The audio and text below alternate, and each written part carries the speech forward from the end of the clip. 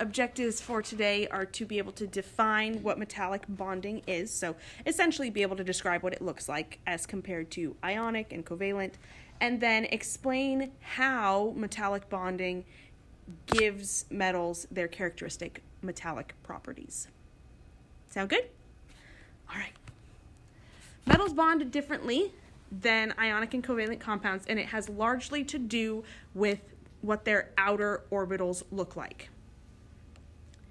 Mainly, that the highest energy levels of most metals tend to be mostly empty. They're occupied by very few electrons.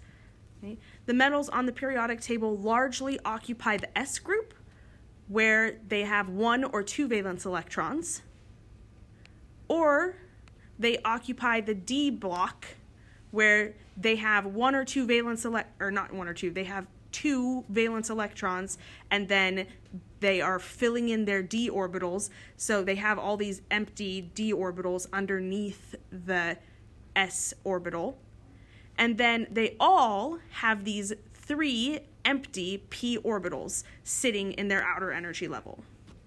Because just like rooms in your house don't disappear simply because you don't put furniture in them or spend time in them, orbitals in outer shells of an atom don't disappear simply because there's no electrons currently existing in them.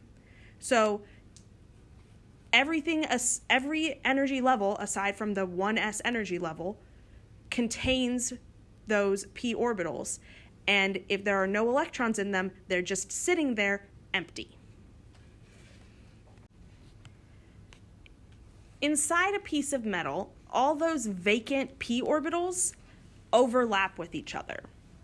So we have just these great big open spaces that could hold electrons, but currently don't have electrons in them, and they're overlapping with each other, and as a result, electrons are allowed to move freely between all of these different metal atoms. This is what we call becoming delocalized. They no longer have to stay local and around only their atom or the singular atom that their atom is bonded to, but they now have the freedom to just move around. And as a result, we get what we call a sea of electrons that surrounds these metal atoms. And that is what's characteristic of metallic bonding. Metallic bonding is defined as the bond that results from the attraction between metal atoms and the surrounding sea of electrons. So all the metal atoms in this sea of electrons are attracted to the electrons, and the electrons are attracted to all the metal atoms, and as a result, those electrons can just go wherever they want within that metal. As you can imagine, this unique sea of electrons and metal atoms soup tends to result in some very interesting properties common only to metals. The first of these is that they are highly electrically and thermally conductive. Electricity and thermal energy are both types of energy, and electrons are very good at passing energy. They take energy and they pass it to the next electron that they run into. So when those electrons are free to move, it's very easy for them to find and pass on that energy to another electron. And as a result, electricity moves through metals easily, and thermal energy, which you will think of as something being warm, will move through them easily. This is why your metal spoon heats up in your cup of tea faster than the mug that you put it in, and it's why we use electrical wires made out of metal and not other substances. Metals also absorb and reflect light. The orbitals, the outer orbitals in metals, are very close in energy level to each other, which means that they're able to absorb a wide range of light frequencies. And because of that, they absorb a lot of light that hits them, and then their electrons become excited, because anytime we add energy to an electron, it becomes excited and it moves up to its excited state. In metals, almost immediately, those electrons fall back to their ground state and they emit that as light again. So being able to quickly absorb and re-emit light, which we think of as reflect the light, gives metals their characteristic shiny metallic luster. Metals also have the properties of malleability and ductility.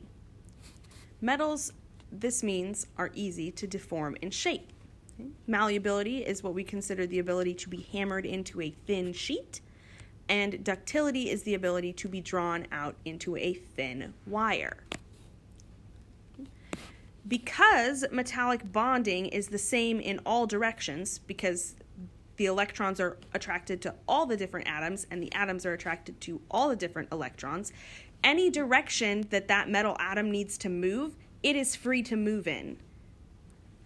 So if you strike it, that metal atom is just going to slide right past the metal atom next to it because it's attracted to all the electrons that are around it.